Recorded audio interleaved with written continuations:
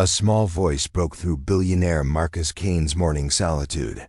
"Mister, can you help me find my daddy?" He looked down, and his heart nearly stopped beating. The little girl standing before him had the same emerald eyes, the same heart-shaped birthmark on her chin. After 7 years of searching, hiring the best investigators money could buy, his missing daughter had found him. But she didn't recognize the father she was desperately asking to help her find. The Seattle waterfront shimmered under the late morning sun as Marcus Kane, 45, stepped out of his midnight black Bentley Continental, the soft click of Italian leather. Shoes against cobblestone, announcing his arrival at Pike Place Market.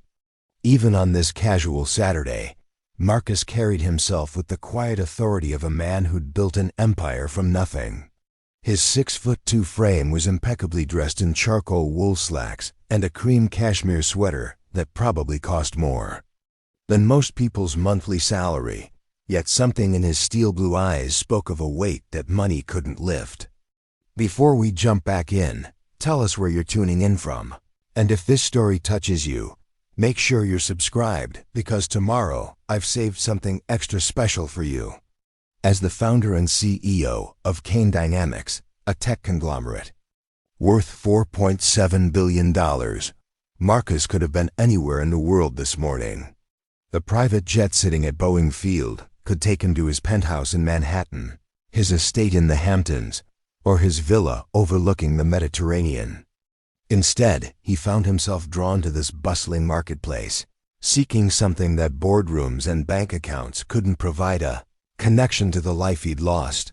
The familiar symphony of Pike Place enveloped him, vendors calling out the day's fresh catches, street musicians filling the air with bluegrass melodies, tourists laughing as they watched fish being thrown with theatrical flair.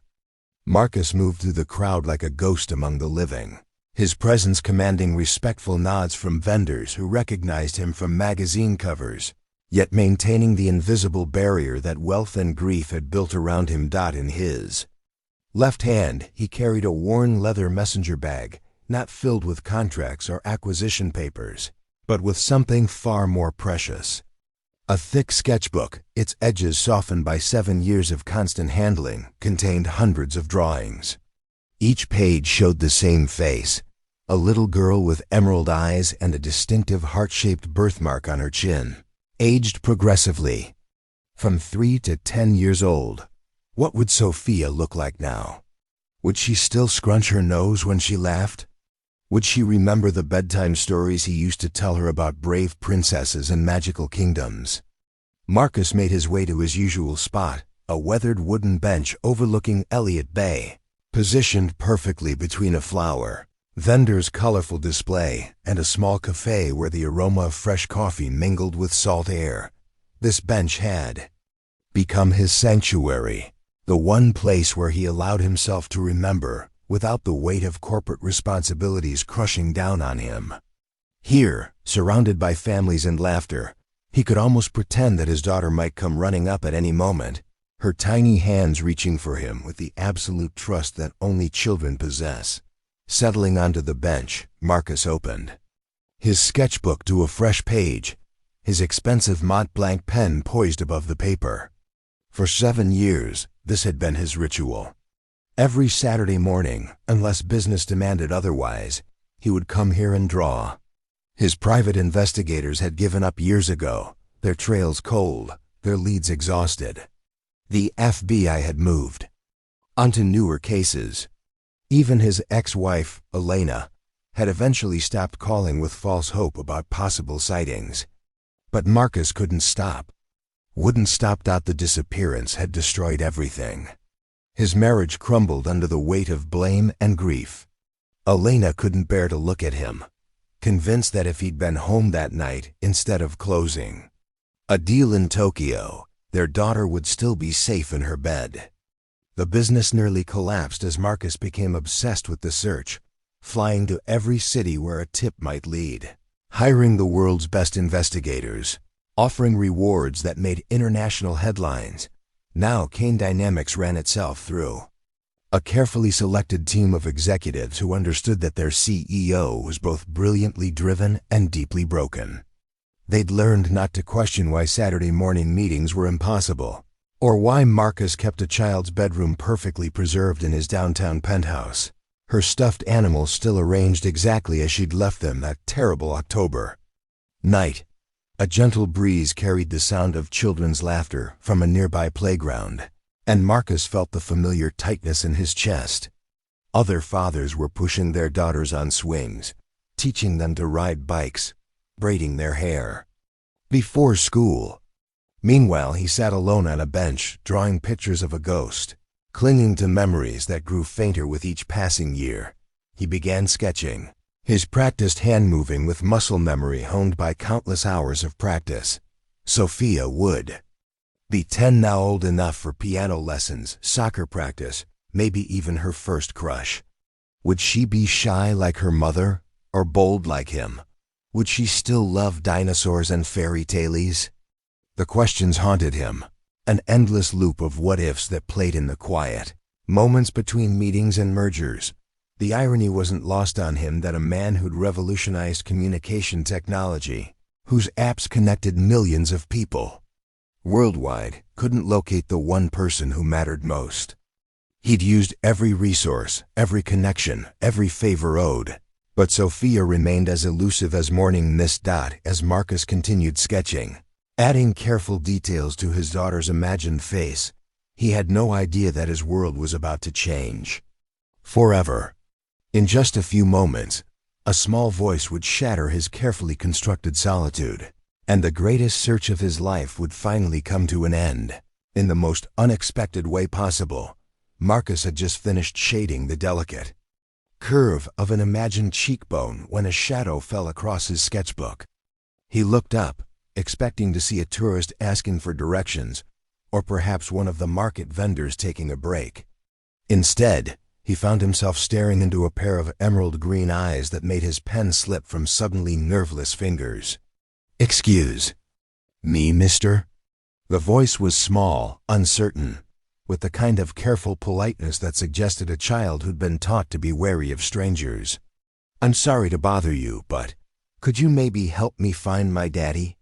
The little girl standing before him appeared to be around 10 years old, with chestnut brown hair that caught the sunlight in familiar waves.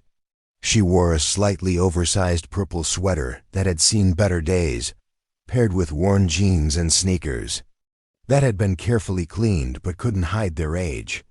In her small hands, she clutched a crumpled piece of paper and what looked like an old photograph. Marcus felt the world tilt on its axis. Those eyes, those impossibly familiar emerald eyes, were exactly the same shade he'd been drawing for 7 years, but it was more than just the color. It was the way her left eyebrow arched slightly higher than the right, a genetic quirk he'd inherited from his own mother. It was the way she tilted her head when she was nervous, just like Sophia used to do when asking for an extra bedtime story. And there, barely visible beneath a small bandage on her chin, was the distinctive heart-shaped birthmark that had made his daughter unique. Marcus started, his voice catching in his throat. The sketchbook tumbled from his lap, pages fluttering in the breeze to reveal hundreds of drawings, all of this exact face, aged and re-aged over the years in his desperate attempt to never forget. The little girl's eyes widened as she saw the sketches. "Oh, those look like me. Are you an artist, mister?" "My foster mom says I'm gonna be an artist someday too. I like to draw horses and butterflies." She paused, studying his face with the intense curiosity only children possess. "Are you okay? You look like you've seen a ghost." "Foster mom." The words hit Marcus like a physical blow. His daughter, his Sophia, was standing right in front of him, and she had no idea who he was.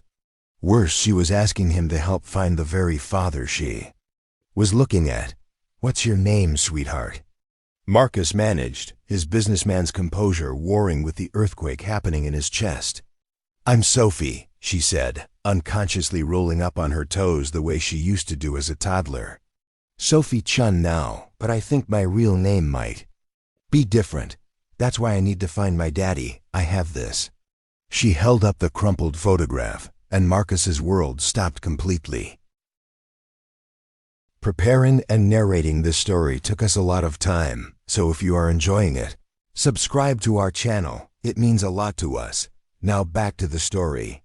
It was a picture of him holding a 3-year-old Sophia at the zoo, both of them laughing at the antics of the sea lions. He remembered that day perfectly. It was 2 weeks before she disappeared. Elena had taken the photo, complaining that he needed to spend more time making memories instead of making money. The lady at the adoption place said this was in my things when I was found. Sophie continued, oblivious to the seismic shift happening in the man before her. I was really little, and I didn't remember much, but I always kept this picture. The nice man in it looks happy, and I thought, maybe if I could find him. Her voice trailed off, suddenly shy. Marcus's hands shook as he reached for the photograph. His thumb traced over the familiar image, the last tangible proof of the happiness that had been stolen from him 7 years ago, when he looked back. Up at Sophie, she was watching him with those impossibly familiar eyes, waiting for an answer. "Sophie," he said softly, testing the name. It was close, so heartbreakingly close to Sophia that it couldn't be coincidence. Someone had given her a name that echoed her real one, perhaps hoping that someday, somehow, the truth would surface. "Do you think you can help me?" she asked hopefully. "I know it's probably silly, trying to find someone from just an old picture. But my foster mom says sometimes miracles happen when you're brave enough to ask for help." Marcus looked down at his sketchbook, pages still scattered around the bench, showing years of imagined versions of this exact moment. All the private investigators, all the reward money, all the sleepless nights and desperate searches, and here she was, asking him to help find himself. "Sophie," he said, his voice thick with emotion he couldn't quite contain, "I think I can help you. In fact, I think I can help you more than you know." Marcus stared at the photograph in his trembling hands, his mind racing between disbelief and overwhelming joy. 7 years of searching, of sleepless nights and false leads, and here was his daughter alive, healthy, and standing right in front of him. But as he looked into Sophie's expectant eyes, reality crashed over him like a cold wave. She didn't know him. To her, he was just a kind stranger who might help her solve the mystery of an old photograph.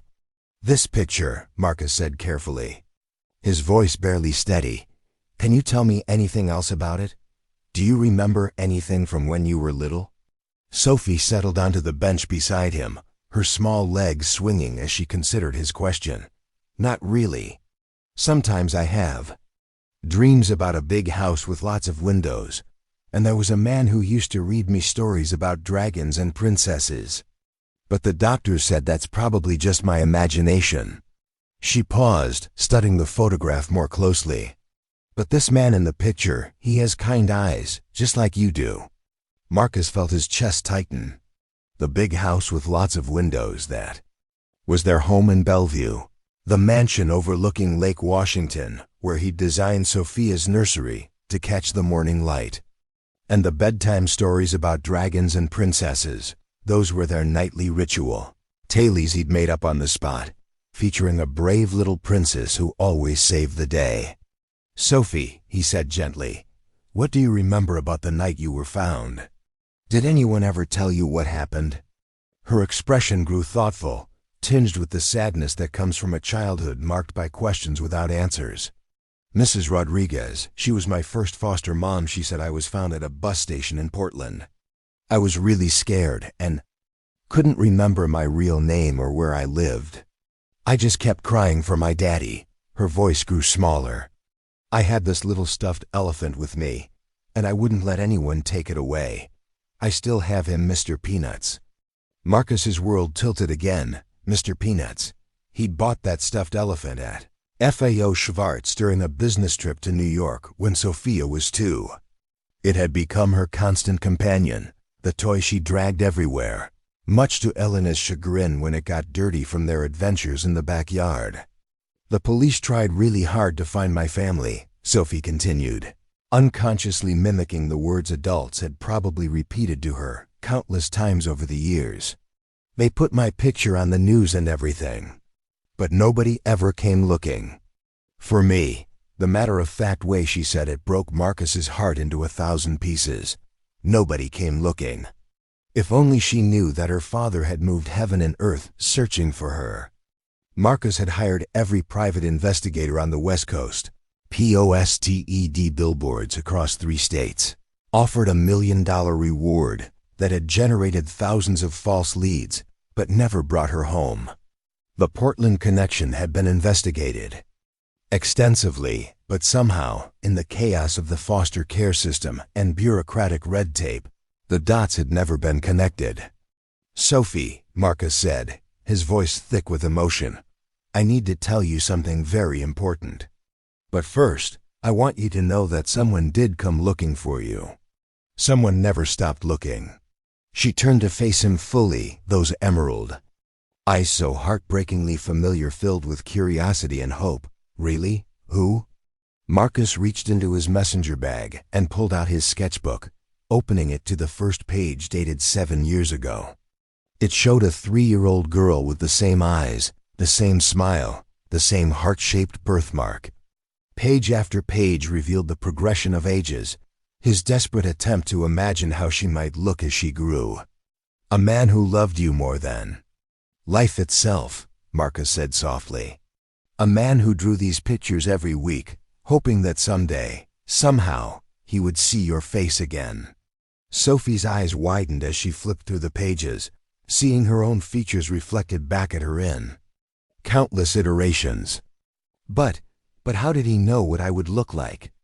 How did he know about my birthmark? Marcus felt tears threatening to spill over. This was the moment, the revelation that would change both their lives forever. But how do you tell a 10-year-old girl that the stranger she'd asked for help is actually the father she's been searching for? How do you explain 7 years of separation, of bureaucratic failures, of a system that had somehow lost track of a billionaire's missing daughter?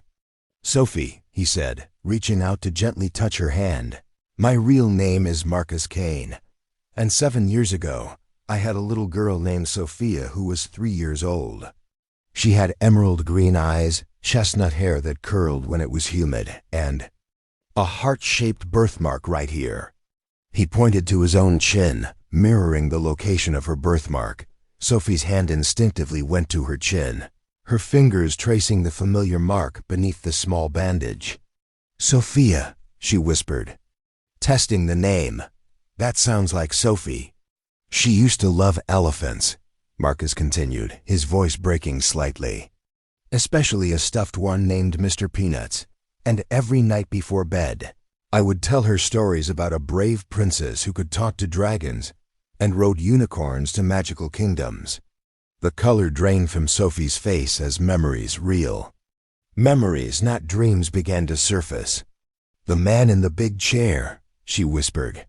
He had a deep voice, and he smelled like coffee and something else. Something nice, cedar cologne, Marcus said quietly. I've worn the same cologne for 15 years. Sophie stared at him, her young mind trying to process the impossible. Are you saying that I'm your daddy, sweetheart, Marcus. Sud, tears finally spilling over. I'm the man in the photograph.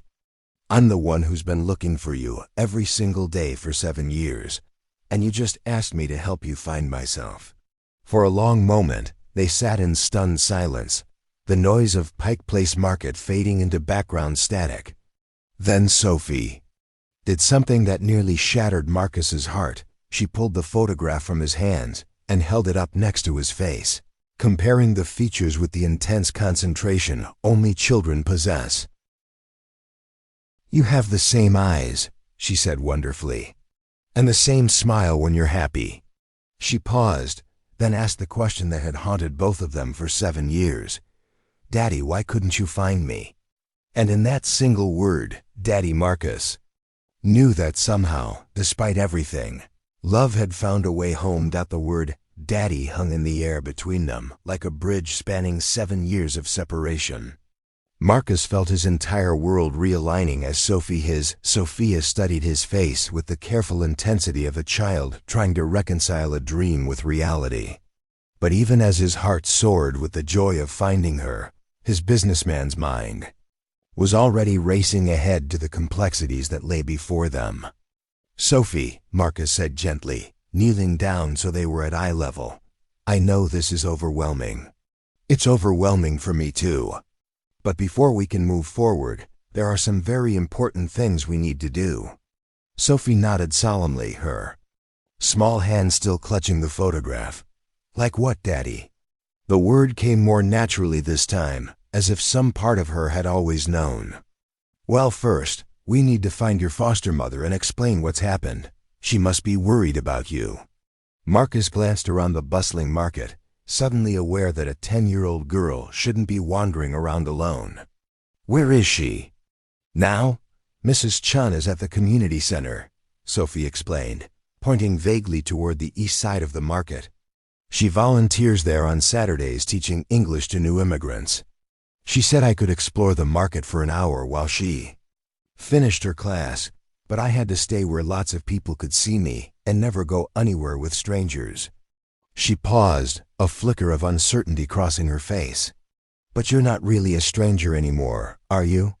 Marcus felt a surge of gratitude toward this Mrs. Chun, who had clearly taught Sophie to be cautious while still allowing her the independence to approach him.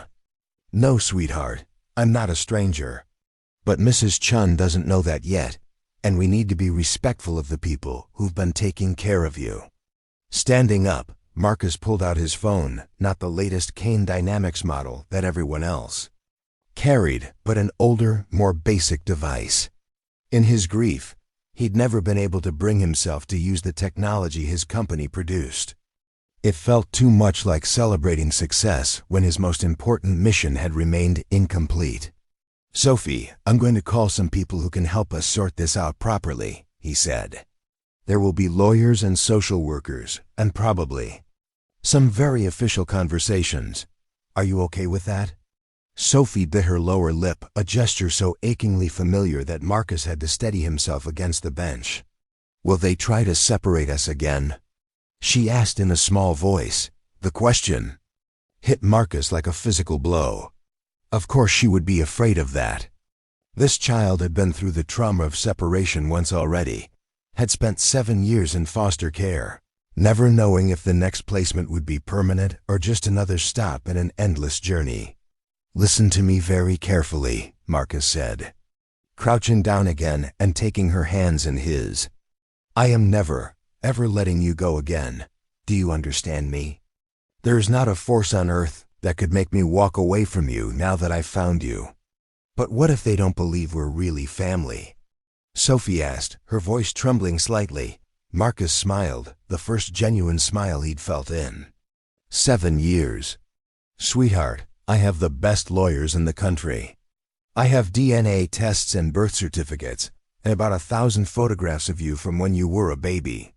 More importantly, I have 7 years of police reports and missing person files and enough evidence to prove that I never stopped looking for you."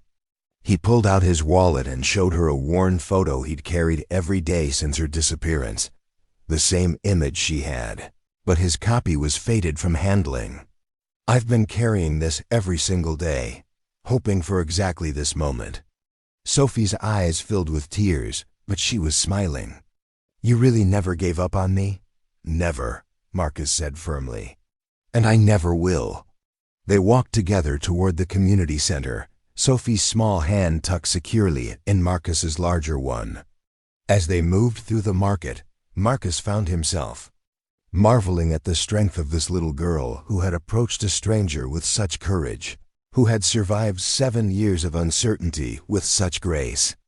"Sophie," he said as they walked, "I need you to know that no matter what happens in the next few hours or days, you're safe now. Mrs. Chun seems like a wonderful woman who's taken good care of you, and we're going to make sure she knows how grateful I am for that." "She is wonderful," Sophie agreed. "She taught me how to make dumplings, and she always braids my hair before school. She says I'm the daughter she never had." A flicker of worry crossed her face. Will she be sad when I leave? Marcus stopped walking, struck by the complexity of emotions this reunion would create. Mrs. Chun had presumably loved and cared for this child, had given her stability and affection when the system had failed her. The thought of causing pain to someone who had been Sophie's anchor was almost unbearable. We'll make sure Mrs. Chun knows that she'll always be special to you, Marcus promised.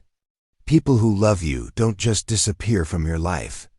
We'll figure out a way to honor the family she's given you while building the one we used to have. As they approached the community center, Marcus felt the weight of responsibility settling on his shoulders. This wasn't just about reclaiming his daughter, it was about doing right by everyone who had cared for her in his absence, about rebuilding trust that had been shattered by circumstances beyond anyone's control. Are you ready? He asked Sophie as they stood before the building's entrance. Sophie squeezed his hand tighter. I'm ready, Daddy. And together, they walked toward the most important conversation of both their lives. The Seattle Community Center hummed with the quiet energy of Saturday afternoon activities. Through the large windows, Marcus could see groups of adults hunched over textbooks, their faces reflecting the determination of people building new lives in a new language. The sight struck him with unexpected emotion. Here were people who, like his daughter, had been displaced from their original homes and were working to rebuild their identities. Sophie led him down a hallway decorated with children's artwork and motivational posters in multiple languages. Mrs. Chun's classroom is just around this corner, she said, her voice carrying a mixture of excitement and nervousness. She's going to be so surprised. As they rounded the corner, Marcus saw her, a petite woman in her 50s with silver-streaked hair pulled back in a practical bun, standing at a whiteboard covered with English vocabulary words. Her gentle voice carried the patience of someone who understood the struggle of communication across cultural barriers.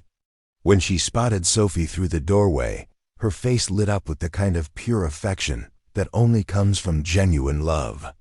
Sophie, dear, you're back early, Mrs. Chun sighed, then noticed Marcus standing beside her. A flicker of concern crossed her features. Is everything all right?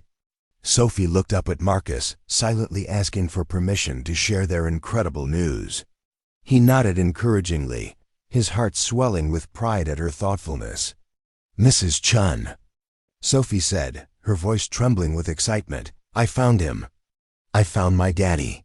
The classroom fell silent. Mrs. Chun's students, sensing the gravity of the moment, set down their pencils and watched as the woman who had become their anchor processed what she'd just heard. Mrs. Chun's eyes moved from Sophie to Marcus, taking in his expensive clothes, his obvious wealth, but most importantly, the unmistakable resemblance between them. I'm Marcus Kane, he said quietly, stepping forward. 7 years ago, my 3-year-old daughter Sophia disappeared from our home in Bellevue. Today, she approached me at Pike Place Market, asking for help finding her father. His voice broke slightly. Mrs. Chun, I cannot begin to express my gratitude for the love and care you've given my daughter. Mrs. Chun's hand flew to her chest, her eyes filling with tears. She looked at Sophie, her Sophie, and saw not just the child she'd raised for the past 3 years, but the missing piece of a puzzle she'd never fully understood.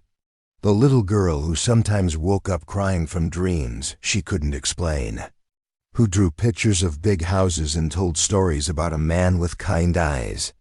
My Sophie, she whispered, then caught herself.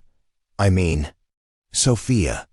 I'm still Sophie too, the little girl said quickly, moving to take Mrs. Chun's hand. I'll always be your Sophie. But now I'm also Daddy's Sophia. She looked between the two adults who had shaped her life. Can I be both? Marcus felt his throat close with emotion. In her simple question, this wise 10-year-old had identified the very heart of their situation. She wasn't asking them to erase the past 7 years or pretend that Mrs. Chun hadn't been her family. She was asking for something far more beautiful, the expansion of love to include everyone who had cared for her. Mrs. Chun, Marcus said, his voice steady despite the emotion threatening to overwhelm him. If you're willing, I would be honored to have you remain part of Sophie's life. You've given her something I couldn't: stability and love when she needed it most. That makes you family in the truest sense. Mrs. Chun wiped her eyes, then surprised Marcus by stepping forward and embracing him. I have prayed every night for 3 years that her real family would find her, she whispered. But I also prayed that when they did, they would understand. That love doesn't diminish when it's shared, it multiplies. The next few hours passed in a blur of phone calls, legal consultations, and emotional conversations. Marcus's team of lawyers worked with lightning speed to navigate the legal complexities, while social workers verified his identity and reviewed the mountain of evidence he'd accumulated over 7 years.